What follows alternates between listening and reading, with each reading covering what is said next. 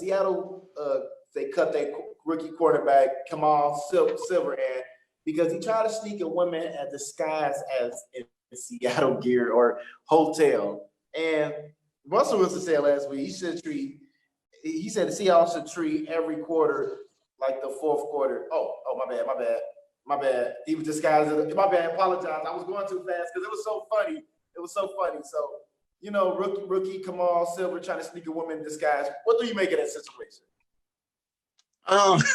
Honestly, Clarence, to be honest, this is one of those situations where if there was ever a situation where I understand, this would be it. Because you got to understand, these NFL players and these NBA players in general, they're making a huge sacrifice right now. A huge sacrifice. One, I'm not so sure that the average man would be able to make.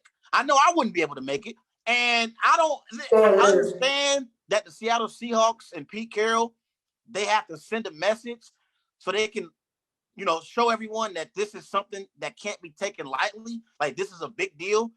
But if there was ever a situation where I understand what this brother was going through, this would be it. If there was ever a situation where I thought a rookie deserves a second chance, this would be it, Clarence, because these players, they have a certain lifestyle that they're accustomed to. When you're an athlete, you have a certain lifestyle that you used to, and you have access to certain things. And when you take that away from a particular player, some players, Clarence, and some people in general, they can't handle it. They cannot handle it. Clearly, Kemah Siverand, he couldn't handle it. And it is funny that he snuck in a woman disguised as Seahawks gear. That's the most funniest part than anything about the story. Like, he tried to sneak her in. Listen, I understand where he's coming from. I hate the fact that he had to be made out of an example because he's a rookie, and I'm excited for him to get a chance to play in the NFL. But if there was ever a time where I understand your shortcomings and I understand I can relate, this would be it right here. Yeah, I think it was hilarious, and I think his hormones was jumping out the roof, Trey. So you think? Yeah, rookie made a bad mistake because it cost him his playing time, and now he got to get cut and look for a new team. But I think that this is just a lesson learned for the Seattle Seahawks players. Like, don't try to sneak no girl in, especially into private hotels, and everybody is making a sacrifice to make sure y'all can play football. But it's sad that he had to get cut, but it's business in the NFL, man. But Clarence, if there is no man alive that would fault Kemah Siverand here. There's no man alive. Any man that is a grown adult would not fault this man. I would give him an opportunity, Clarence, to play for my team. Look, I would. I can't be away from my girl, man. Like, if I'm a football player, hey, what you doing? This ain't enough. Can you come over or whatever? But the point is that, yeah, his hormones was jumping too much, and he did his best trying to sneak her in, but unfortunately, he had to pay for it. But it's just sad, man. Listen, the bottom line is, I understand why the Seahawks released him. They have to send a message to the rest of the team that this cannot be taken lightly. This is a serious issue that we're dealing with. We don't want to have a coronavirus spread throughout our team. I get it. But like I said, if there was ever a situation where I understand where this young man is coming from, this would be it.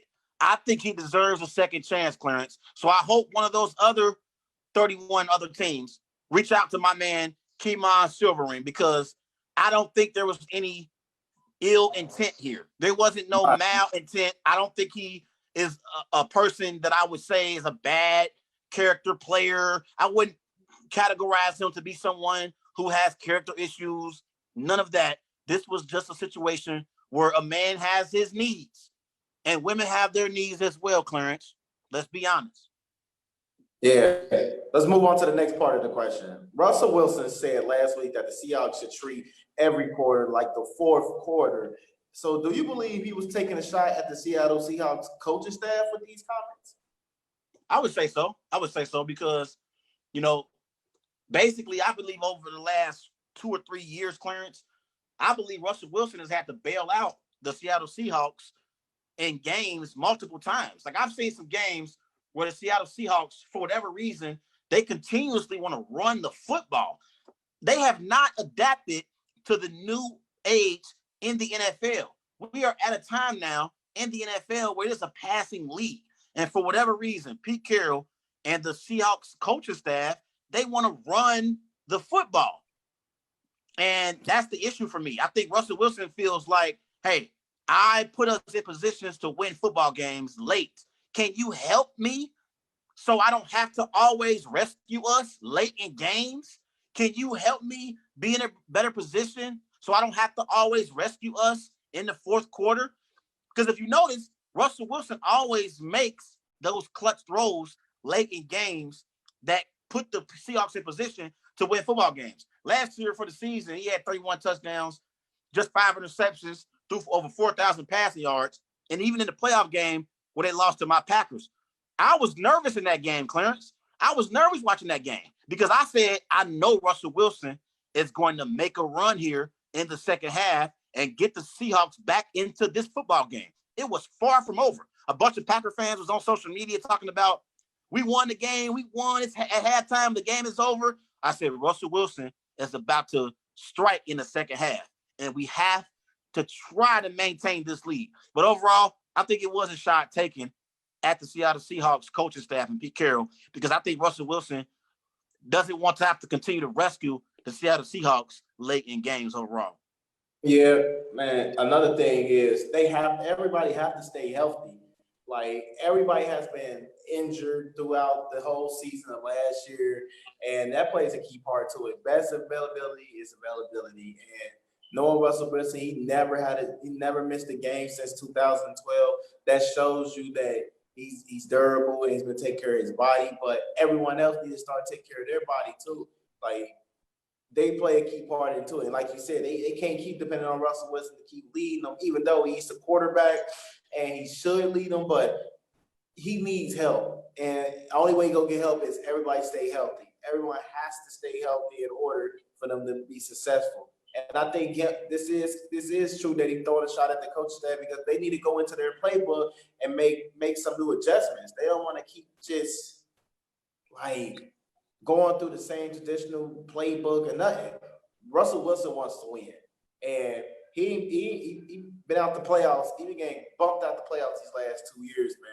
So in order for them to play better, everybody got to stay healthy and dig into that playbook. Yeah, and then here's the thing to keep in mind, Clarence.